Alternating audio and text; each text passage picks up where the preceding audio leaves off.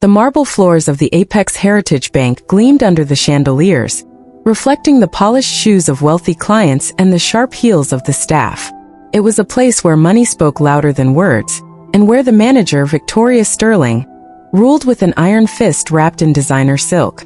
Victoria was 32, fiercely ambitious, and possessed a smile that never quite reached her cold, calculating eyes. To her, the bank was not a place of service. It was a stage, and she was the star.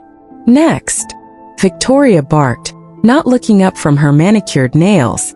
The line of clients shuffled forward, but at the very back of the queue, standing near the glass doors, was a woman who looked entirely out of place.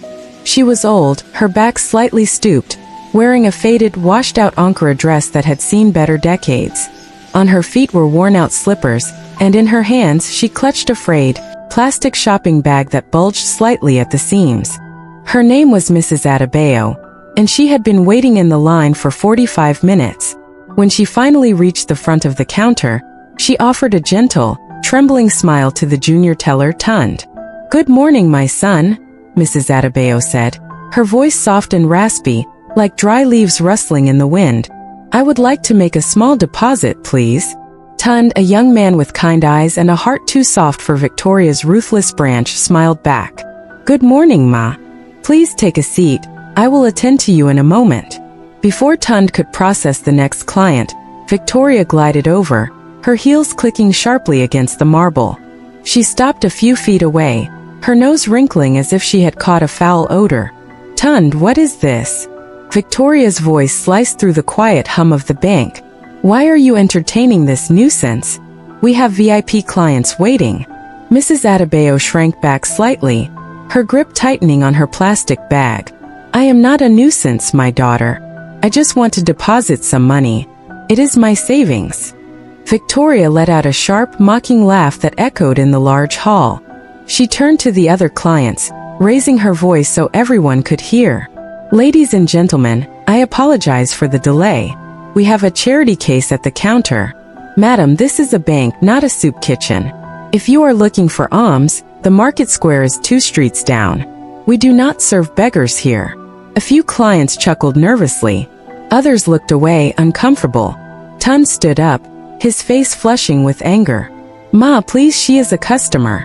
She has a passbook." "A passbook she probably found in the trash," Victoria snapped, turning her venom back to Tund. "Look at her, Tund. Look at her clothes. Look at that dirty bag. She is trying to wash her dirty money in my clean bank." "Security!" 2 burly security guards, who had been dozing near the entrance, hurried over. "Escort this woman out," Victoria commanded, pointing a perfectly manicured finger at Mrs. Adebayo. "And tell her if she ever steps foot in Apex Heritage Bank again, I will have her arrested for trespassing."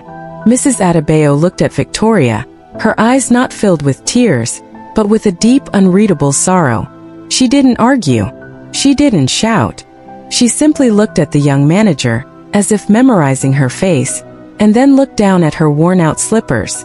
"I am sorry to have disturbed your peace, my daughter," Mrs. Adebayo whispered, her voice steady despite the humiliation. "I only wanted to keep my money safe.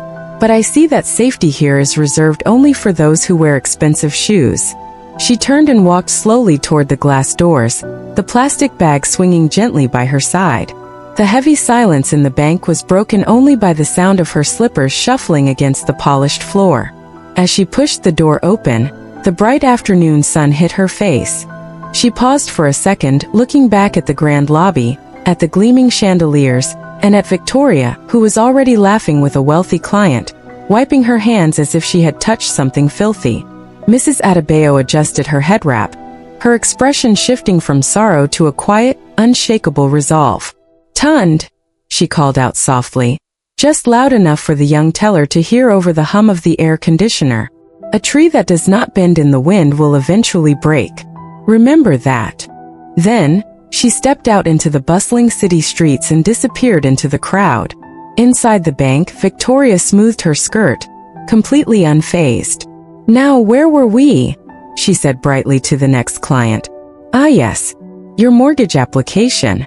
Let us ensure your credit score is as clean as my lobby." Tun sat back down, his hands trembling slightly. He looked at the empty spot where the old woman had stood, a heavy knot of guilt tightening in his chest. He didn't know her name. He didn't know where she lived. But as he watched Victoria laugh, he knew one thing for certain. He had just witnessed a cruelty that the universe would not easily forgive. What Victoria didn't know, what no one in that bank knew, was that the plastic bag Mrs. Adebayo carried didn't hold trash. It held a worn-out, leather-bound diary, and inside that diary was a phone number that could shut down the entire Apex Heritage Bank with a single call. The old beggar had left the building, but the storm she was about to bring back would wash away every ounce of pride Victoria held dear. Outside the bank, Mrs. Adebayo walked through the noisy street markets of Lagos, her plastic bag clenched, gaze thoughtful but calm. No one greeted her by name, but those who watched saw a woman used to invisibility, moving around potholes and puddles with dignity unbent by poverty. She paused at a roadside bean cake stand. The young vendor smiled, recognizing her. "Mama Ikazan, your usual." She nodded. "Yes, my child. Bless you." As the vendor packed her breakfast, Mrs. Adebayo offered an extra note, whispering, "For the orphan next door." "Thank you, Mama. God bless you." If anyone noticed the crisp new bills inside her shabby purse, no one asked. Old clothes could not hide quiet wealth. Only patient eyes would ever spot the difference. Meanwhile, at Apex Heritage Bank, Victoria called her staff for a midday review. "You," she pointed at Tund, "move faster. We don't pay you to entertain charity. The next time you delay a VIP for community service, it will be your last paycheck." Tund, face tight and voice low, replied, "She was a normal customer, Ma. Don't argue. We are a premium institution. We serve quality, not quantity. That is how you build a brand everyone fears." A few staff members nodded. Most said nothing, knowing from experience that any show of compassion was labeled weakness, and that weakness had no place in Victoria's world. Victoria then called the security supervisor aside. "Next time a beggar or anyone scruffy comes in, call me immediately. I want this place spotless inside and out. Got it?" "Yes, Ma," the guard answered, but his voice lacked conviction. His own mother sold fruit in the market, after all. Hours later, as the branch manager's office door closed behind another rich client, Victoria checked her phone. There was a blocked call. She tried to call back but was met with an auto-reject. Unbothered, she deleted the notification. "Spam," she muttered. She never checked voicemails from unknowns.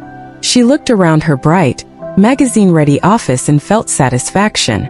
All her life she'd been told to climb, and she had best schools, highest grades, always cleaner, sharper, more ambitious than anyone else. To her, kindness was for those who couldn't win. At lunchtime, as she scrolled past other people's charity appeals, she smirked. "Nobody lifts you if you can't lift yourself. I'm not here for fairy tales." But fate was already moving against her. That afternoon, a black Lexus pulled up outside the bank. The glass door slid open and a well-dressed man in sunglasses, Mr. Olu, stepped in. The staff recognition was instant. Olu was one of the most senior compliance officers of Apex Heritage nationwide. Victoria straightened, greeting him with her widest, most professional smile. "Sir, to what do we owe the honor?" He smiled thinly but didn't stop for formalities. "The group CEO will be visiting soon. She has asked for an unannounced audit. Get your documentation ready, especially the service logs for the past 90 days. All client complaints. All CCTV from the last month." "Understood." Victoria's heart skipped, but she nodded, cool as glass. "Of course, sir. You will find everything in order. Our branch has the best service record in the city." He turned. "I hope so, Manager Sterling. A single incident sometimes changes everything. The CEO is very interested in staff behavior this year." Victoria kept her composure as he left, but adrenaline spiked beneath her skin. An audit? Now, when the numbers are perfect but the staff are, well, only as good as they are led. Her mind replayed how she'd handled Mrs. Adebayo. She shrugged. Nobody cares about beggars, not in this business. Unbeknownst to her, Olu had paused at the security desk, quietly checking the incident log.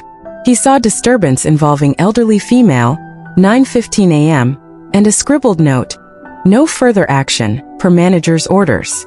He tucked away that fact for later. Across town, Mrs. Adebayo walked into a quiet courtyard behind a faded blue gate. She greeted the caretaker, who called her Madam, and climbed old stairs to a private flat.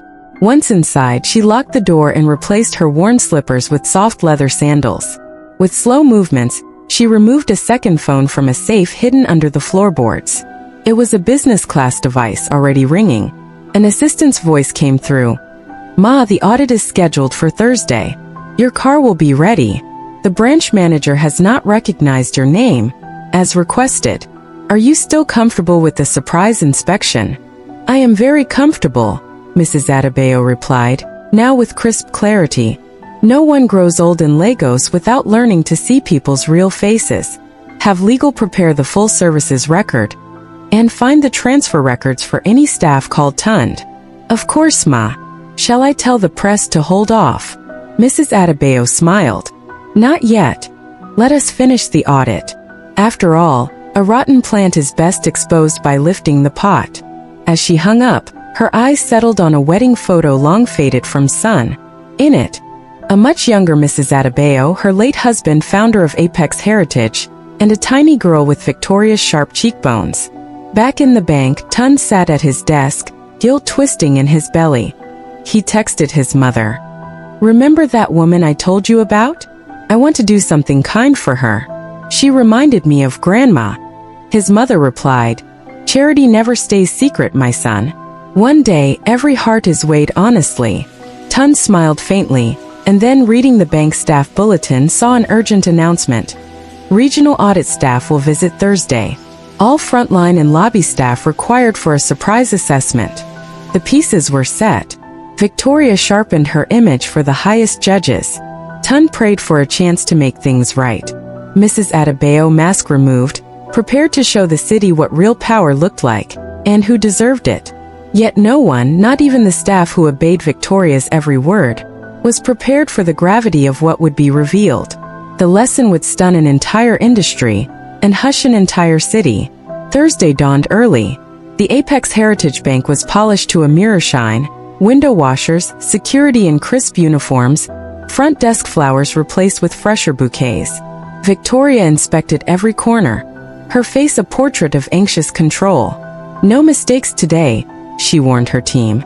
"Smile, stand straight. The compliance asks questions, answer briefly. Honesty, but not too much."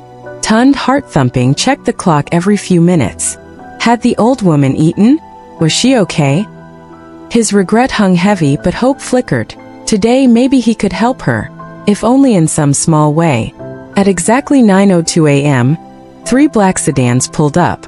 Out stepped Mr. Olu, a pair of junior compliance analysts, and a tall, stately woman in a simple boo-boo and gold-rimmed glasses. Her eyes, sharp and observing, scanned the lobby. None recognized her as the beggar from earlier in the week. The staff coached, greeted the group with nervous energy. "Welcome, Ma. Welcome, sirs.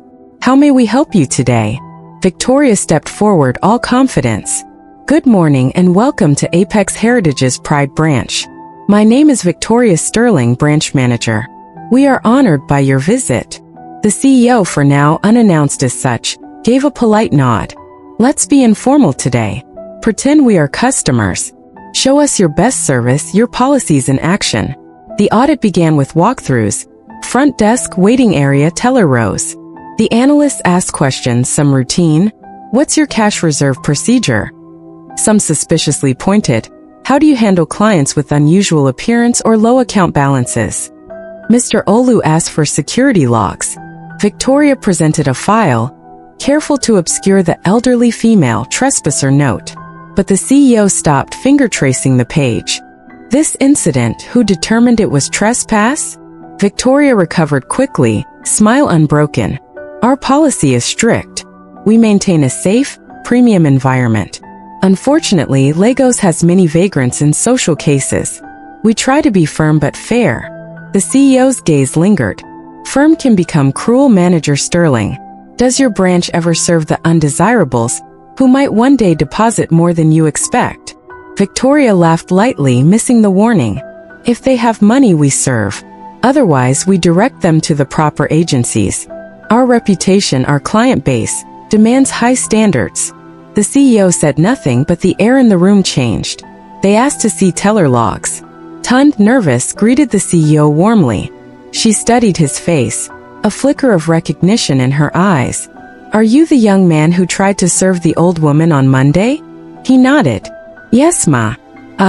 But Victoria cut in sharp.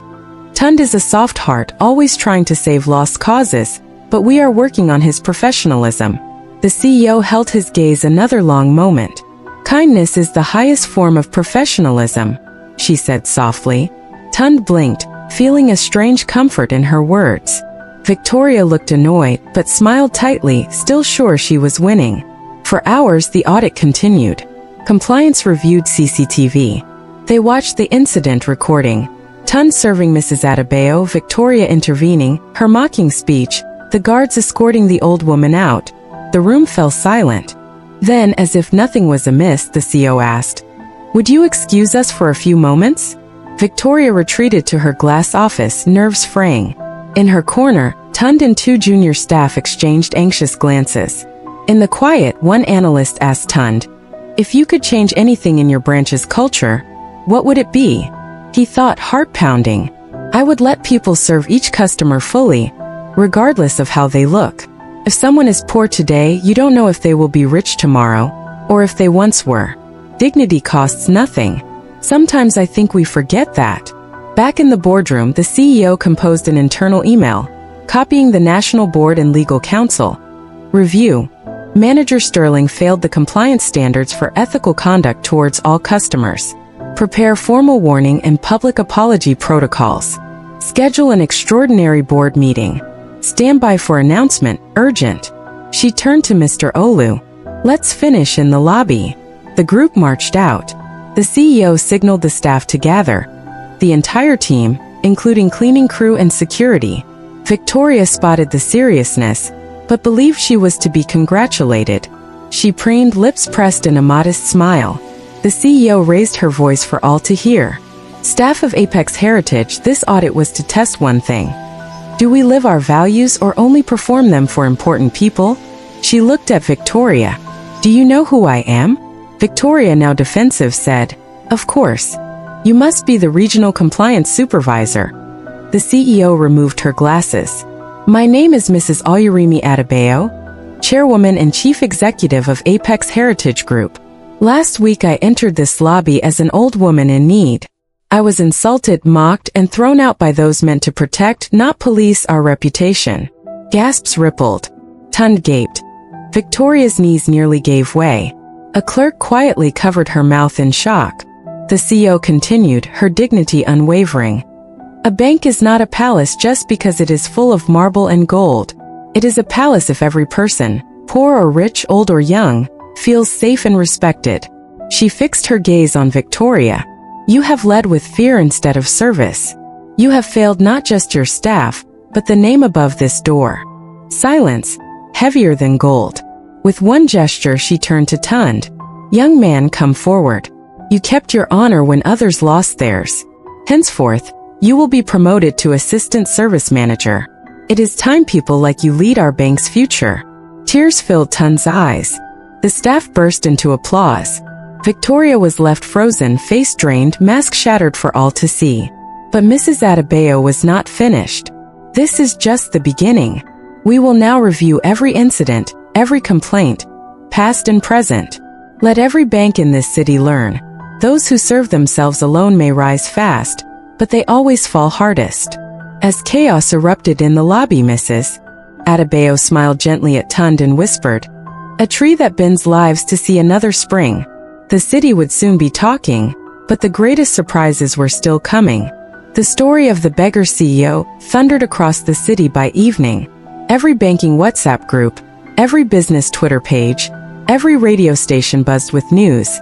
Apex Heritage Bank boss exposes disrespect by own staff. In slums and on estates, cooks, drivers, and shopkeepers all told the same story. A single old woman brought an entire branch to its knees. Victoria became a meme before sunset.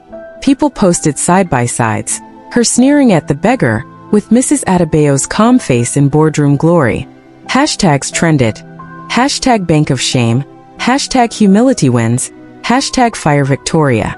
Even rival banks sent respectful messages to Mrs. Adebayo, hoping for favor, or at least not to become the next scandal.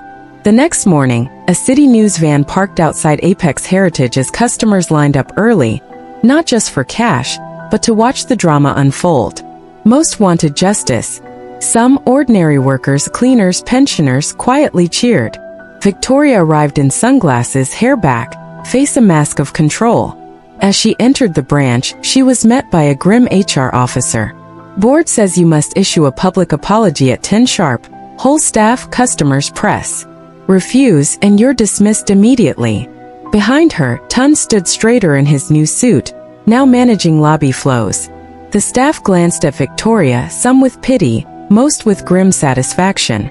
The woman who had ruled with fear now waited for a judgment she couldn't control. At 10 a.m. sharp, the lobby fell silent. HR handed Victoria a script, but Mrs. Adebayo, already present in dignified Ankara, raised a finger. Sincerity, not rehearsal, she said. Speak your own words. Victoria swallowed. Her pride, a shield for so long, felt paper-thin under 100 eyes. She faced the whole room. Ladies and gentlemen, staff and clients, I stand before you as someone who failed in her greatest duty, to respect every human being who enters this bank. My words and actions shamed an innocent woman. I let ambition close my heart to kindness, and I betrayed the values I was paid to protect. I apologize not just to our CEO, but to every customer and every colleague I ever treated as less than because of their appearance or circumstance.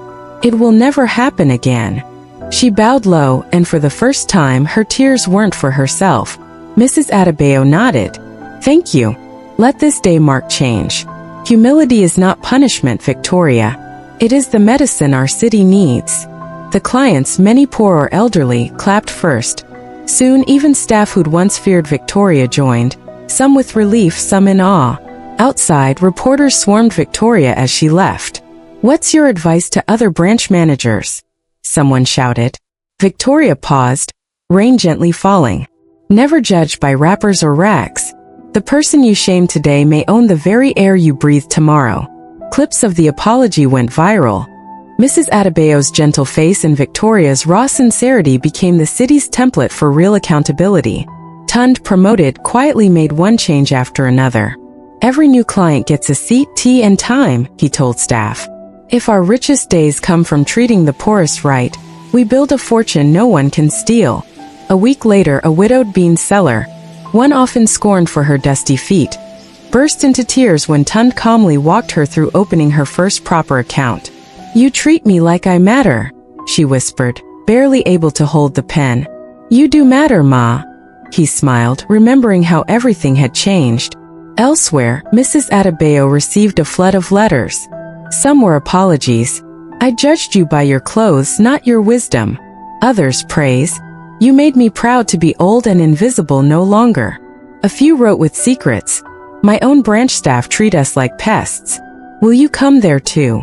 Her reply, shared citywide, became a new proverb. When you use power to make small people feel big, your reputation endures. When you use power to make them feel small, you invite storms for yourself and those you love. But not everyone was happy. A small group of senior staff at other branches resented the humility campaign. Now we must tolerate every beggar or vagrant, scoffed one, not seeing Mrs. Adebayo herself in the queue behind him, hat pulled low. By the end of that week, 2 more audits swept the city. Quiet firings followed. Managers learned to greet every client with respect, or to start looking for new work. Victoria was transferred to a suburban branch with lower profile. She taught her new team with newfound humility, never again allowing mockery under her watch. Rumor spread that she led a staff charity each payday, and always offered tea to the custodian before closing time. But Mrs. Adebayo kept one more promise. She called Tun to her private office weeks later. You stood up for kindness before you knew my name. The bank needs such courage in the next generation. She handed him an offer letter, a full mentorship and a chance at regional leadership. One day you may own this place if you lead with dignity. He accepted, crying then laughing. Outside, a young street cleaner swept the sidewalk near the bank gates. Tund stopped to thank her, and an old woman in a faded wrapper, passing by, smiled. Nobody rushed her. Nobody hurried her along. She walked with dignity at last, never knowing the city would remember her most, not for what she wore, but for the lesson she forced the proud to learn. Minnie-hook, whispers started. Who else in other banks, shops, hospitals, or even homes might be a hidden owner waiting to test the city? Would Lagos change for good, or would some fall back to old ways? A new wave of kindness had begun, and the ones who learned slowly would learn eventually. Months later, the ripple was still spreading. Apex Heritage's new slogan, "Honor in every hand," hung in all branches on banners and was even painted on the buses that once ignored the poor. From Victoria's old marble palace to far-off village kiosks, people quoted Mrs. Adebayo's speech. A bank is strongest when it lifts the smallest. The city itself began to act differently. The shoe shiner outside the branch now kept a chair for elderly customers. The bus conductor started calling Mama instead of old woman to those struggling up the steps. Local shops put signs, "Respect all clients. Your buyer today may be your boss tomorrow." Tund's rise continued. Apprentices watched how he greeted beggars as he did businessmen. When a cocky young graduate sneered at a customer's old clothes, Tund quietly sat him down. "We are all one medical bill or bad year from being humbled. Our job is to help, not to judge." At a regional meeting, Tund was called up and told to tell his story. He finished with, "Kindness is not a policy. It is an inheritance. And if you make a habit of it, one day you will find that dignity returns to you in ways you never imagined." The applause told him that his new way was winning. Victoria, older now, kept a picture of Mrs. Adebayo on her phone. She sometimes visited charities on weekends, her laughter softer, her ambition now mixed with gratitude. At her new branch, she sponsored education days where the poorest children learned to count coins on real teller machines. Once a former enemy from HQ stopped by. "You really changed, Vicky. Most people would have run away from that kind of embarrassment." She answered, "The public shame taught me what private pride never could. It's not my title that matters, but whether people leave my bank feeling seen." Mrs. Adebayo visited seldom, quietly observing the legacy she'd sparked. To most, she was simply Madam, giving gently, blessing staff, refusing credit for what she had done. Once, a timid new teller asked, "Ma, why did you bother with all this when you could have enjoyed your riches in peace?" She replied, "Riches are wasted if they do not teach those who inherit them how to see worth in others. When my late husband built this bank, he told me, treat the floor sweeper as you would the board chair, because in God's eyes, the dust belongs to us all. That never changes." Word spread beyond banking. Hospitals ran dignity audits. Schools began community service days. Even local politicians, fearing a viral reckoning, started taking meetings with citizens once ignored. The phrase, "Don't be a Victoria," entered street lingo. Don't judge by wrapper, ask their name. Don't dismiss what you do not understand. Don't let pride write your downfall. Many years later, Tund, now much older, sat in a high-rise office, silver near his temples, as a nervous young manager entered with a problem customer. An elderly man in tattered clothes, clutching a faded passbook. Tund smiled, stood and walked around the desk. Then he knelt slightly to be level with the man. "Sir, welcome back to Apex Heritage. Take your time." The new manager watched, learning, and understood at last the reason behind the bank's unbreakable loyalty. Outside, Mrs. Adebayo, cane in hand, walked past, leaving a quiet blessing behind her. Final scene. Mrs. Adebayo returns alone to the park where it all started. She watches families playing, bankers in suits jogging, a beggar sharing bread with a street child. She sits a while, smiles, and whispers a prayer for a city still learning, then walks home, her heart light, her legacy unending. In Lagos, and in every heart that watched the story, the lesson remained. Never judge a stranger by the dust on their shoes. The person before you might be the very one who can change your destiny or save it. And sometimes the greatest riches are hidden behind rags. Not so they can fool you, but so they can teach the world what true worth looks like.